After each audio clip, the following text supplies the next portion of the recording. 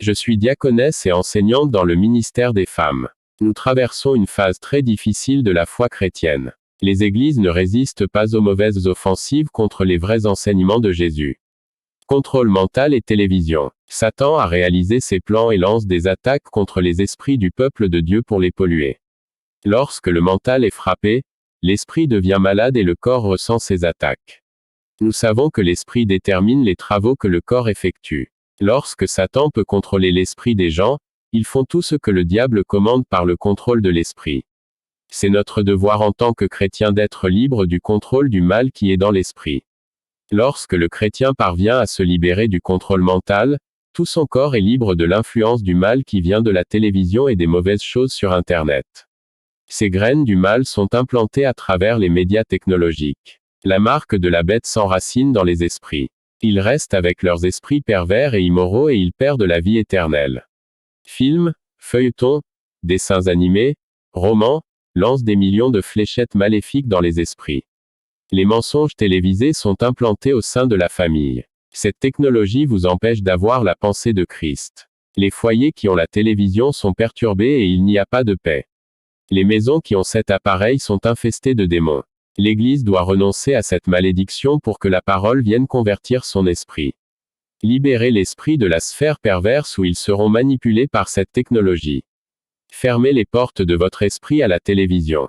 Fermez les yeux sur son contenu. Sortez-le de chez vous et vous aurez le casque du salut qui vous protège du contrôle du mal. Faites cela et vous serez libre des influences et des ruses du diable. C'était le message que Jésus a ordonné d'apporter à la terre quand j'ai été enlevé. Quand j'ai été libéré de la télévision, Jésus a sanctifié mon esprit. Chez moi, quand je ferme les yeux, je ressens une forte présence. Mon corps commence à trembler quand je prie. Avant ma délivrance, je ne sentais pas Jésus. Mais j'ai entendu une voix dire, « Réparez votre vie ». J'ai insisté sur le péché et j'ai senti une forte présence qui m'a jeté à terre. J'ai parlé en langue et mon corps a été pris. Le lendemain, j'ai ressenti la colère de Dieu chaque fois que je montais en chair. J'ai prié à la maison en disant, « Seigneur, je ressens ta présence, pourquoi es-tu en colère contre moi ?» J'ai entendu une vraie voix dans ma chambre comme une personne. J'avais l'impression qu'il y avait quelqu'un dans ma chambre. La voix dit, « Tu es dans le péché, ton esprit est mauvais. Tu es accro à la télévision et tu regardes tout ce qui passe à la télé. Enlève la malédiction de ta maison pour que je puisse opérer ta famille. La présence que tu as ressentie dans l'église est d'un mauvais esprit. Œil et pornographie. » En entendant cette révélation, j'étais triste. Cela m'a choqué, j'ai prié pour le repentir de mes iniquités. J'étais un chrétien rebelle et je regardais de la pornographie sur Internet. Je cherchais des innovations sexuelles pour plaire à mon mari. Il n'aimait pas regarder ces films, mais c'était moi qui étais débauché. J'étais accro au roman. Nos yeux sont un membre que nous devons être vigilants. Ce que les yeux voient crée un désir dans le cœur. Le mal entre par le canal des yeux et pousse les gens à commettre des péchés. Même en tant que femme mariée, quand je regardais des films et des romans, c'était étrange. En voyant ces acteurs, un désir de luxure est né dans mon cœur. Je voulais cet homme et je quitterais mon mari s'il était possible d'avoir des relations sexuelles avec l'acteur. Mon mari aimait regarder les émissions du week-end. Et dans ces programmes, il y a des mannequins et des danseurs à moitié nus. Mon mari, voyant ces belles femmes, ressentait également des désirs malgré le fait qu'il n'aimait pas les films pornographiques. Quand je marchais dans la rue avec mon mari, je pouvais dire qu'il regardait des femmes appréciant leur courbe corporelle. Nos yeux sont un membre qui ne travaille que pour la chair. Les yeux ne doivent pas regarder n'importe où, surtout dans les endroits pleins de monde comme c'est le cas au centre de la ville. Satan perçoit le péché dans les yeux et y travaillera, recherchant l'adultère ou la fornication. Mais c'est à la télévision que chaque jour mon mari et moi avons péché. Combien de fois ai-je commis l'adultère dans mon cœur? Combien de fois ai-je pensé à mon esprit en train de coucher avec un acteur? Mon mari a dit qu'il m'avait aussi trahi en pensant à une autre femme. Le Seigneur Jésus m'a corrigé cette nuit-là. Il m'a traité d'adultère. Il a dit, « Sanctifiez vos yeux, afin que votre cœur ne se délecte pas des choses de la chair. Sanctifiez vos yeux afin que vous puissiez vivre au paradis. » Les yeux sanctifiés ne contemplent pas l'immoralité, la pornographie et tout ce qui est inutile. Après avoir reçu cette correction, nous n'avons plus de télévision. Même à ce jour, Nous sommes sanctifiés et lorsque nous sanctifions nos yeux charnels, Jésus nous a donné des yeux spirituels.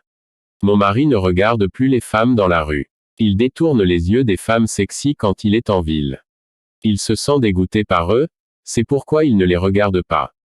Dans l'église quand les femmes sexy l'ont approché, pensant qu'elles allaient le séduire. Il les traitait comme s'ils étaient des hommes. Sa chair est morte à cause des prières. Nous n'avons plus de télévision, ce qui était un grand obstacle à notre croissance spirituelle. Satan a détruit de nombreuses familles par les yeux. Les yeux sombres condamnent tout le corps. Moi et mon mari avons des positions dans l'église. Il est évangéliste et je suis diaconesse.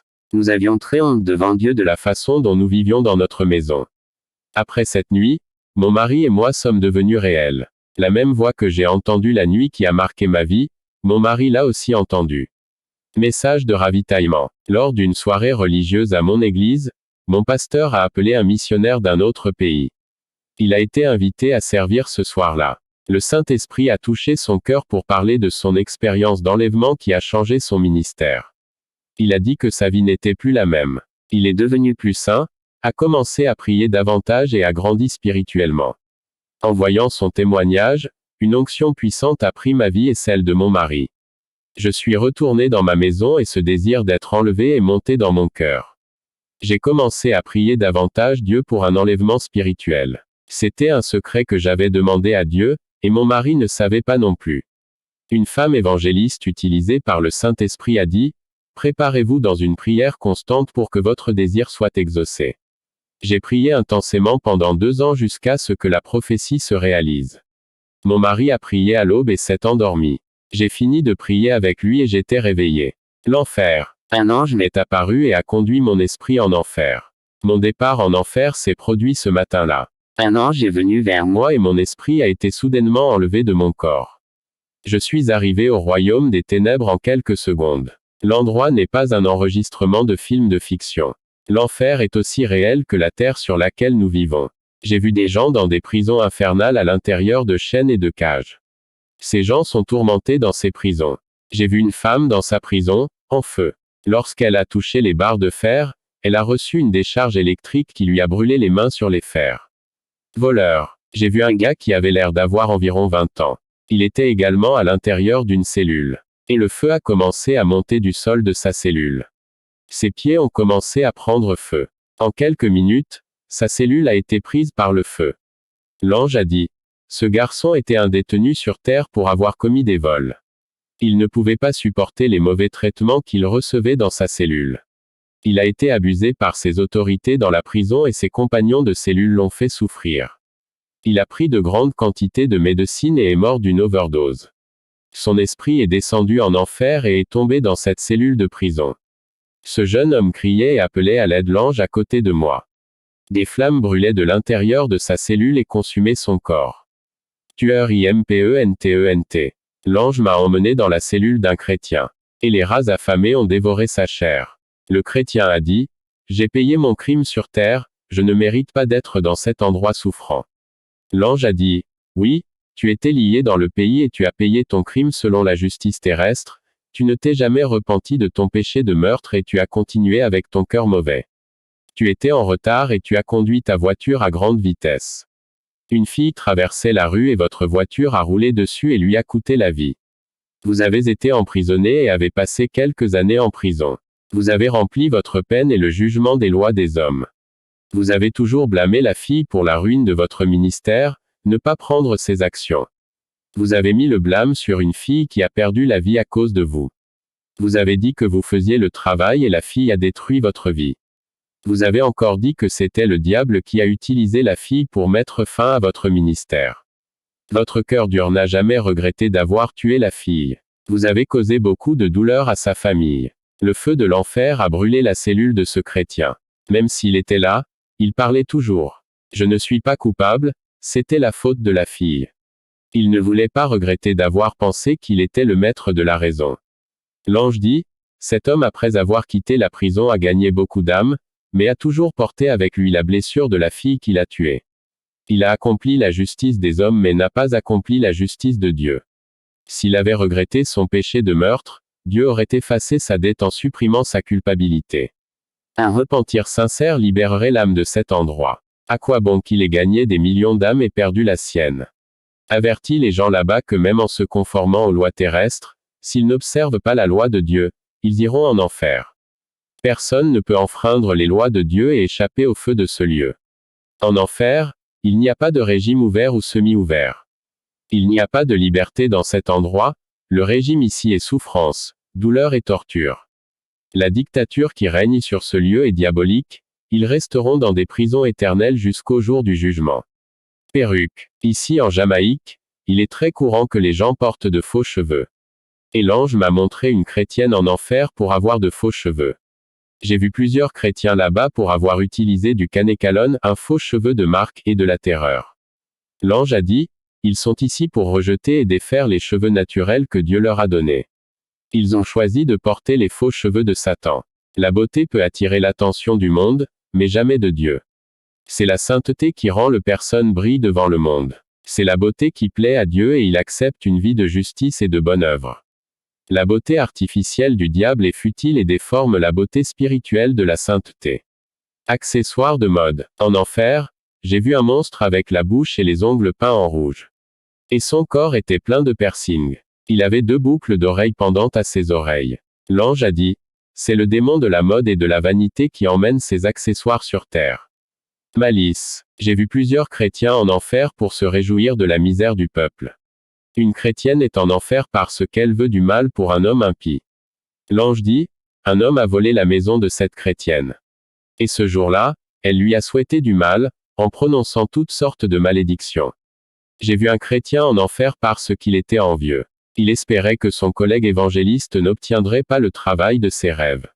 Il ne voulait pas voir son ami réaliser son rêve d'avoir un salaire 5 fois supérieur au sien. J'ai aussi vu une femme chrétienne qui ne pouvait pas avoir sa propre maison. Mais quand une personne voulait acheter sa propre maison, elle voulait du fond du cœur que cette personne ne puisse pas acheter sa propre maison aussi. Elle a dit dans son cœur puisqu'elle ne peut pas avoir de maison, les autres ne peuvent pas l'avoir aussi, la vie doit être juste. J'ai vu une chrétienne en enfer qui voulait le mari de son ami du groupe de prière. Elle voulait qu'il divorce. J'ai vu 2 filles chrétiennes en enfer pour avoir joué un jeune homme dans l'église. L'un est mort de maladie et l'autre est décédé 2 ans plus tard. Ils ne se sont jamais repentis de leurs péchés, devenant des ennemis. J'ai vu un garçon chrétien en enfer pour avoir profité de la défaite de l'autre. Il travaillait pour une entreprise et voulait être manager, mais il ne pouvait pas occuper ce poste. Ce garçon a consulté une sorcière et lui a demandé le poste de direction. La sorcière a répondu, « Jusqu'où êtes-vous prêt à aller pour atteindre vos objectifs ?» Il a répondu, « Autant que je peux. » La sorcière a demandé une grosse somme d'argent et a dit, « Après cela, ce n'est pas bon de revenir en arrière. Ce qui va arriver vous rendra triste et la gestion sera à vous. » Des mois plus tard, le directeur est mort d'une maladie que la sorcière a déclenchée. Le garçon chrétien a repris la direction et a acheté une belle maison. Un jour, il était malade dans sa maison et est arrivé mort à l'hôpital. Il est en enfer repentant pour les mots qu'il a pratiqués. Il était le chef du groupe de jeunes et son pasteur ne connaissait pas les mots cachés que ce jeune homme pratiquait. La famille de ce jeune homme pense qu'il est au paradis. La réalité de l'Église moderne est très trompeuse. Beaucoup sont les membres de l'Église et peu sont de véritables disciples et disciples de Jésus. Cet endroit était la dernière vallée de l'enfer dans laquelle j'ai marché. L'ange m'a fait tomber. Et quand j'étais à la maison, mon mari dormait encore. Ce fut la révélation de l'enfer que l'ange me passa. Que la paix de Dieu et la communion du Saint-Esprit avec la grâce de Jésus viennent sur chacun de vous. Amen.